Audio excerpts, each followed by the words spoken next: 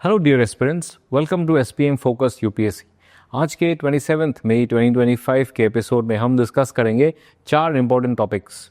सबसे पहले बात करेंगे गोलकनाथ केस ऑफ 1967 की। उसके बाद डिस्कस करेंगे नीति आयोग की 10th गवर्निंग काउंसिल मीटिंग।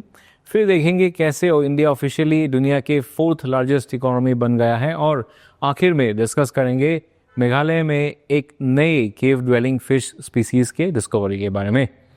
चलिए शुरू करते हैं। सबसे पहले गोलकनाथ केस 1967 से। ये केस पार्ट था द इंडियन एक्सप्रेस का एक स्पेशल सीरीज का reshaping the Republic case by landmark case, जो उन लीगल जजमेंट्स को हाईलाइट करता है जिन्होंने भारत के कॉन्स्टिट्यूशनल फ्रेमवर्क को शेप किया। गोलकनाथ केस काफ़ी क्रूशियल इसलिए था क्योंकि इसमें सुप्रीम कोर्ट ने पार्लियामेंट के पावर को लेकर एक बहुत ही इंपॉर्टेंट लिमिट सेट की थी।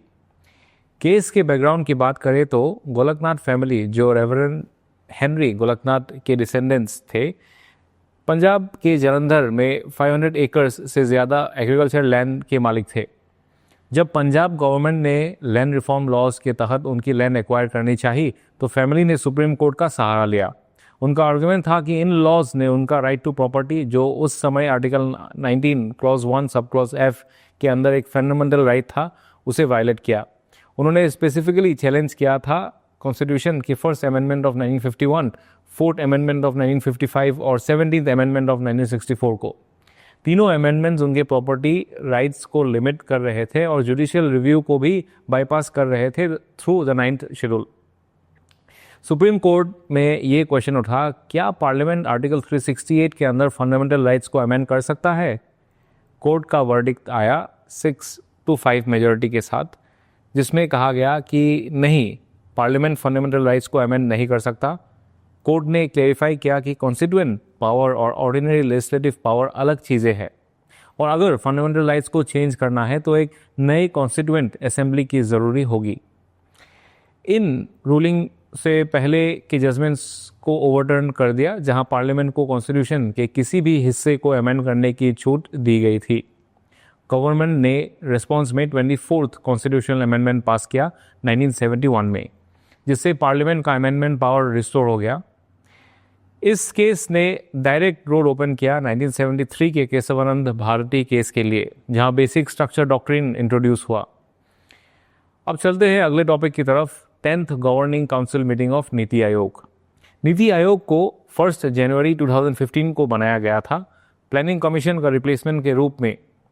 इसका काम है लॉन्ग टर्म पॉलिसी प्लानिंग और गवर्नमेंट को टेक्निकल एडवाइस देना। इसका चेयरपर्सन होते हैं प्राइम मिनिस्टर और गवर्निंग काउंसिल में सारे चीफ मिनिस्टर्स और यूनियन टेरिटरीज का लेफ्टिनेंट गवर्नर्स शामिल होते हैं। रिसेंट मीटिंग में जो न्यू दिल्ली में हुई, प्रधानमंत्री नरेंद्र मोदी जी ने काफ़ी सारी इंपॉर्टेंट बातें रखी। उन्होंने कहा कि स्टेट्स को फ्री ट्रेड एग्रीमेंट्स के पूरा एडवांटेज लेना चाहिए और ग्लोबल इन्वेस्टर्स को अट्रैक्ट करने के लिए एक इन्वेस्टर फ्रेंडली रेगुलेटरी एनवायरनमेंट बनाना चाहिए। साथ ही उन्होंने ये भी कहा कि आउटडेटेड लॉस को तुरंत हटाया जाए। टूरिज्म के सेक्टर को बूस्ट करने के लिए उन्होंने 1 स्टेट 1 ग्लोबल डेस्टिनेशन का प्रपोजल दिया। मतलब ये है कि हर स्टेट एक ऐसा टूरिस्ट हब डेवलप करे जो वर्ल्ड क्लास हो, जहां इंफ्रास्ट्रक्चर और सर्विसेज दोनों इंटरनेशनल लेवल के हो। अर्बन डेवलपमेंट और वर्कफोर्स इंक्लूजन पर भी फोकस दिया गया।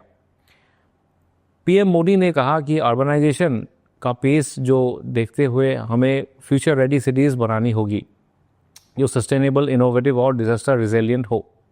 और इम्पॉर्टेंटली उन्होंने फीमेल वर्कफोर्स पार्टिसिपेशन को बढ़ावा देने की बात भी कही।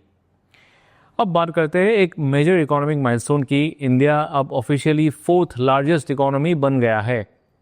ये अपडेट दिया नीति आयोग के CEO BVR सुब्रमण्यन ने। उन्होंने कहा कि इंडिया ने जापान को जीडीपी के टर्म्स में ओवरटेक कर लिया है। अब सिर्फ यूएसए, चाइना और जर्मनी ही हमसे आगे है। IMF की अप्रैल 2025 की वर्ल्ड इकोनॉमिक आउटलुक रिपोर्ट के हिसाब से इंडिया का जीडीपी एस्टिमेट है $4.19 ट्रिलियन। एक और इम्पॉर्टेंट इंडिकेटर है इंडिया की पर कैपिटा इनकम, जो 2013-14 में $1,438 थी, वो अब 2025 के प्रोजेक्शन के मुताबिक $2,880 हो गई है। IMF ने 2025-26 के लिए इंडिया की ग्रोथ रेट को 6.2% प्रोजेक्ट किया है। ये फिगर्स आपके प्रीलिम्स के लिए डायरेक्टली रेलेवेंट हो सकता है। चलिए अब बात करते हैं मेघालय की एक इंटरेस्टिंग बायोलॉजिकल डिस्कवरी की। हिस्टुरा डेंसिक्लेवा एक नई केव ड्वेलिंग फिश स्पीसीज। यह फिश गुवाहाटी यूनिवर्सिटी के जूलॉजी डिपार्टमेंट ने डिस्कवर की और ये मिली ईस्ट खासी हिल्स डिस्ट्रिक्ट में क्रेम मौज बुइनिया लाइमस्टोन केव में। ये केव इतनी रिमोट है कि वहाँ तक एक्सेस सिर्फ कुछ ही महीने होते हैं। इस आइसोलेशन की वजह है वहाँ की इकोलॉजिकल कंडीशन काफ़ी प्रिस्टीन बनी हुई है। हिस्टुरा डेनिस्क्लेवा एक ट्रोग्लोफाइल स्पीसीज़ है, यानी ये केव के अंदर भी सर्वाइव कर सकती है और बाहर भी। इस तरह की डिस्कवरीज बायोडाइवर्सिटी और कंजर्वेशन के पर्सपेक्टिव से काफ़ी इंपॉर्टेंट होती है, स्पेशली जब यूपीएससी एनवायरनमेंट सेक्शन में ऐसे फैक्चुअल क्वेश्चंस पूछ लेते हैं। आज का डिस्कशन यही कंप्लीट होता है। आज का कोट ऑफ द डे है, by failing to prepare you are preparing to fail. This was by Benjamin Franklin. इस कोट का मतलब है कि अगर अब तैयारी नहीं कर रहे हो तो आप एक्चुअली अपनी फेलियर की तैयारी कर रहे हो। तो एस्पिरेंट्स, आज के लिए इतना ही। मिलते हैं अगले एपिसोड में। Till then stay focused, stay curious and Jai Hind.